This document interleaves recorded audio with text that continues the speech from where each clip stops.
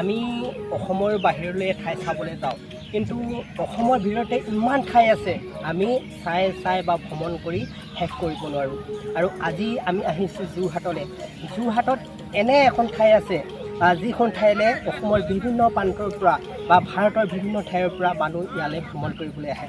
হয়, বৰ্তমান মই উপস্থিত আছোঁ যোৰহাটত থকা যি আমাৰ অসমৰ এজন মহান বীৰ লাচিত বৰফুকনৰ যি স্মাৰক আৰু সাংস্কৃতিক কেন্দ্ৰ আছে, সেই লাচিত বৰফুকনৰ সংগ্ৰাহক বা সাংস্কৃতিক কেন্দ্ৰলৈ আহিছোঁ। আৰু এই স্মাৰক বীৰ লাচিত বৰফুকনৰ স্মাৰক আৰু সাংস্কৃতিক কেন্দ্ৰৰ গোটেই সামগ্ৰিক দৃশ্য মই আপোনালোকক দেখাবলৈ চেষ্টা কৰিম। মোৰ সৈতে আপোনালোকে চাই থাকক ভিডিঅ'টো শেষলৈকে। এই বীৰ লাচিত বৰফুকনৰ স্মাৰক আৰু সাংস্কৃতিক কেন্দ্ৰৰ সামগ্ৰিক দৃশ্য মই আপোনালোকক দেখাবলৈ চেষ্টা কৰিম।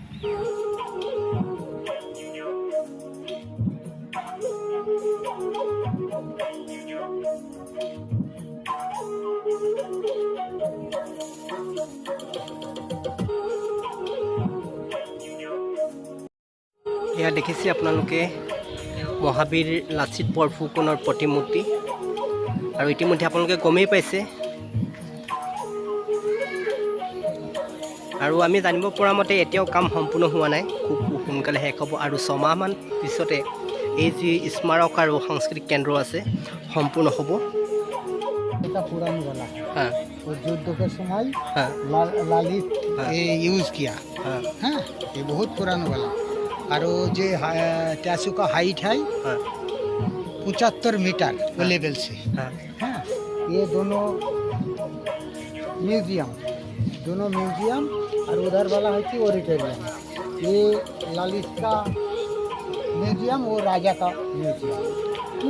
हाँ। अभी काम अभी बाकी है, थोड़ा चलेगा। और कितना साल लगेगा ये कंप्लीट होने के लिए? और समय वो पॉन्ड हाईटेक होगा, हाँ, वो इंडोर गेम हाईटेक हो रहा, हाँ, जो हाउस है ना, हाँ, और लाइटिंग बहुत कम बाकी है। हाँ। ये कौन सा कंपनी देख रहे हैं लाल अभी? वालिया लाल वालिया, हाँ। और गवर्नमेंट ये तो बहुत पुराना है। पुराना है, ये 400 साल का पुराना, 60 साल का। 400 साल का। ठीक है। ঠিক আছে ছাৰ।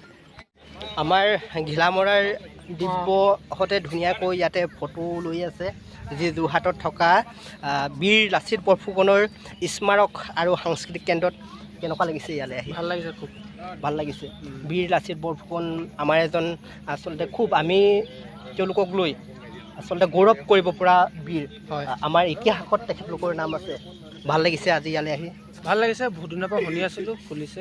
মইতো আহি পোৱাই নাছিলোঁ, আজি আহিছোঁ আৰু সকলোকে দেখুৱাবলৈ চেষ্টা কৰিছোঁ। আহিব।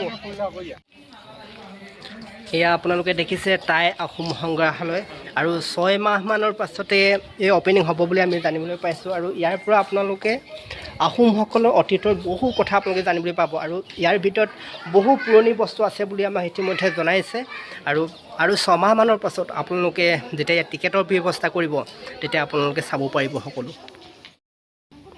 টোপ বুলি ক'লে নতুন প্ৰজন্মই হয়তো চিনি নাপাব পাৰে, কিন্তু জ্যেষ্ঠসকলে চিনি পাব। আৰু এই টোপক ব্যৱহাৰ কৰা হৈছিলে পূৰ্বতে, মানে অতীততে যুদ্ধৰ সময়ত।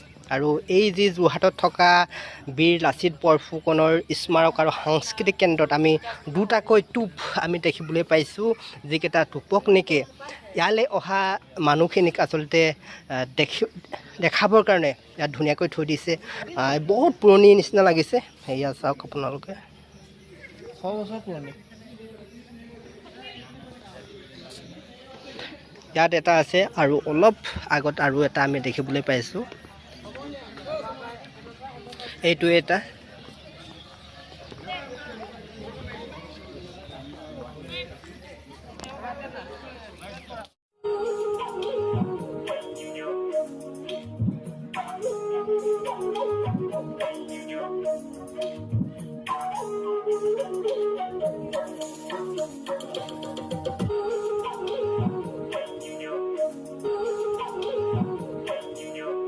আৰু আজি আপোনালোকক যিমান পাৰোঁ দেখাব বিচাৰিলোঁ যোৰহাটত থকা আমাৰ যি মহাবীৰ লাচিত বৰফুকনৰ স্মাৰক আৰু সাংস্কৃতিক কেন্দ্ৰটো।